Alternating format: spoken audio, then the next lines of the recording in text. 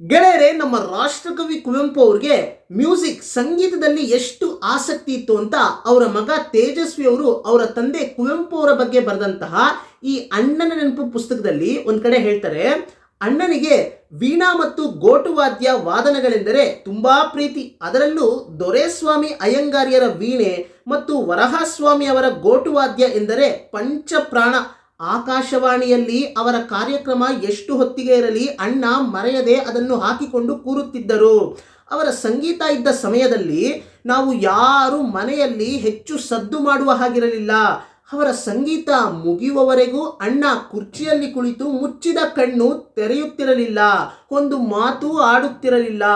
ದೇವರ ಮನೆಯಲ್ಲಿ ಕುಳಿತು ಧ್ಯಾನ ಮಾಡುವಾಗ ಯಾವ ಏಕಾಗ್ರತೆಯಲ್ಲಿ ಕುಳಿತಿರುತ್ತಿದ್ದರೋ ಹಾಗೆ ಸಂಗೀತ ಕೇಳುವಾಗಲೂ ಅಣ್ಣ ಕುಳಿತಿರುತ್ತಿದ್ದರು ಅಂತ ಹೇಳ್ತಾರೆ ಇಲ್ಲಿ ತೇಜಸ್ವಿ ಅವರು.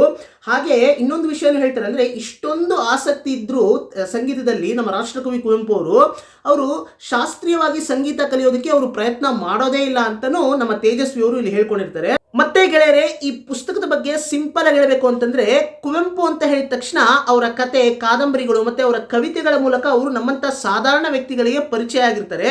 ಆದ್ರೆ ಕುವೆಂಪು ಅವರ ವ್ಯಕ್ತಿತ್ವ ಅಂತ ಬಂದಾಗ ನಮ್ಮಂತ ಸಾಧಾರಣ ವ್ಯಕ್ತಿಗಳು ಜನರಲ್ ಆಗಿ ಏನಂತ ಅಸ್ಯೂಮ್ ಮಾಡ್ಕೋತೀವಿ ಅಂದ್ರೆ ಅವರು ತುಂಬಾ ಗಂಭೀರವಾದಂತ ವ್ಯಕ್ತಿ ಏನೋ ಅಂತ ನಾವು ಅಂದ್ಕೋತೀವಿ. ಆದ್ರೆ ಕುವೆಂಪು ಅವರು ಕೂಡ ದೈನಂದಿನ ಜೀವನದಲ್ಲಿ ಅವರು ಹಾಸ್ಯವನ್ನ ಮಾಡ್ತಾ ಇದ್ರು, ಮತ್ತೆ ಅವರು ದೈನಂದಿನ ಜೀವನದಲ್ಲಿ ಯಾವ ರೀತಿ ಇರ್ತಾ ಇದ್ರು. ಸೊ ಇವೆಲ್ಲವನ್ನು ಕೂಡ ತೇಜಸ್ವಿ ಅವರು ಇಲ್ಲಿ ಬಹಳ ಅದ್ಭುತವಾಗಿ ಅಂದ್ರೆ ಅವರ ದೃಷ್ಟಿಕೋನದ ಪ್ರಕಾರ ಅವರ ತಂದೆ ಕುವೆಂಪು ಅವ್ರನ್ನ ಯಾವ ರೀತಿ ಅರ್ಥ ಮಾಡ್ಕೊಂಡಿದ್ರು, ಮತ್ತೆ ಅವ್ರಿಗೂ ಮತ್ತು ಕುವೆಂಪು ಅವ್ರಿಗೂ ಯಾವ ರೀತಿಯಾದಂತಹ ಒಡನಾಟ ಇತ್ತು. ಸೊ ಇವೆಲ್ಲದ್ರ ಬಗ್ಗೆ ಅಧ್ಯಾಯಗಳ ಮೂಲಕ ಬಹಳ ಸ್ವಾರಸ್ಯವಾಗಿ ಹಾಸ್ಯಮಯವಾಗಿ ಎಲ್ಲೂ ಕೂಡ ಒಬ್ಬ ವ್ಯಕ್ತಿಯ ಆತ್ಮಕತೆ ಓದ್ತಾ ಇದೀನೇನೋ ಅನ್ನೋ ಒಂದು ಫೀಲೇ ಕೊಡದೇ ಇರೋ ಮಟ್ಟಕ್ಕೆ ಬಹಳ ಹಾಸ್ಯಮಯವಾದಂತಹ ಒಂದು ಕಾದಂಬರಿ ಓದ್ತಾ ಇದೀನೇನೋ ಅಂತ ಅನ್ನೋ ಫೀಲ್ ಕೊಡೋ ಮಟ್ಟಕ್ಕೆ ಈ ಒಂದು ಪುಸ್ತಕವನ್ನ ಬರೆದಿರ್ತಾರೆ ಸ್ನೇಹಿತರೆ ನಮ್ಮ ತೇಜಸ್ವಿ ಅವರು. ಮತ್ತೆ ಇನ್ನೂ ಸಿಂಪಲ್ ಆಗಿ ಹೇಳಬೇಕು ಅಂತಂದ್ರೆ, ಕುವೆಂಪು ಅಂತಹ ಮೇರು ವ್ಯಕ್ತಿತ್ವವನ್ನ ನಮ್ಮಂತ ಸಾಧಾರಣ ವ್ಯಕ್ತಿಗಳು ಅರ್ಥ ಮಾಡ್ಕೊಳ್ಳುವಂತ ಒಂದು ಪ್ರಯತ್ನ ಅಷ್ಟೇ. ನಮ್ಮಂತ ಸಾಧಾರಣ ವ್ಯಕ್ತಿಗಳು ಅಂತ ಮೇರು ವ್ಯಕ್ತಿತ್ವವನ್ನ ಸಂಪೂರ್ಣವಾಗಿ ಒಂದು ಕ್ಲಿಯರ್ ಆಗಿ ಅರ್ಥ ಮಾಡ್ಕೊಳ್ಳೋದಕ್ಕೆ ಸಾಧ್ಯನೇ ಇಲ್ಲ. ಆದ್ರೆ ಕುವೆಂಪು ಅವ್ರನ್ನ ಅರ್ಥ ಮಾಡ್ಕೊಳ್ಳುವಂತ ಒಂದು ಪ್ರಯತ್ನ ಅಷ್ಟೇ ಈ ಪುಸ್ತಕ.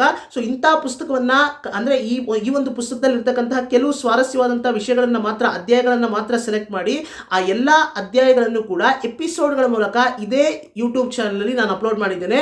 ಆ ಎಲ್ಲಾ ಎಪಿಸೋಡ್ಗಳ ಪ್ಲೇ ಲಿಸ್ಟ್ ಲಿಂಕ್ ಅನ್ನ ಇದೇ ವಿಡಿಯೋ ಟೈಟಲ್ ಮೇಲೆ ಒಂದು ಲಿಂಕ್ ಅನ್ನ ಕೊಡಲಾಗಿದೆ. ಆ ಲಿಂಕ್ ಅನ್ನ ಪ್ರೆಸ್ ಮಾಡಿದ್ರೆ ಮೊದಲನೇ ಎಪಿಸೋಡ್ ಇಂದ ಶುರು ಆಗುತ್ತೆ. ನೀವು ಎಲ್ಲಾ ಎಪಿಸೋಡ್ಗಳನ್ನ ಕೇಳಿ, ಎಲ್ಲಾ ಎಪಿಸೋಡ್ಗಳನ್ನ ನೀವು ನೋಡಿದ ನಂತರ ನೀವು ಕೂಡ ಈ ಪುಸ್ತಕವನ್ನ ಆನ್ಲೈನ್ ಅಲ್ಲಿ ಫ್ಲಿಪ್ಕಾರ್ಟ್, ಅಮೆಝಾನ್ ಎಲ್ಲ ಅವೈಲೇಬಲ್ ಇದೆ. ಸೊ ನೀವು ಕೂಡ ಆನ್ಲೈನ್ ಅಲ್ಲಿ ಪರ್ಚೇಸ್ ಮಾಡಿ ತಗೊಂಡು ಓದ್ತೀರಾ ಅಂತ ನಾನು ನಂಬ್ತೀನಿ ಸ್ನೇಹಿತರೆ.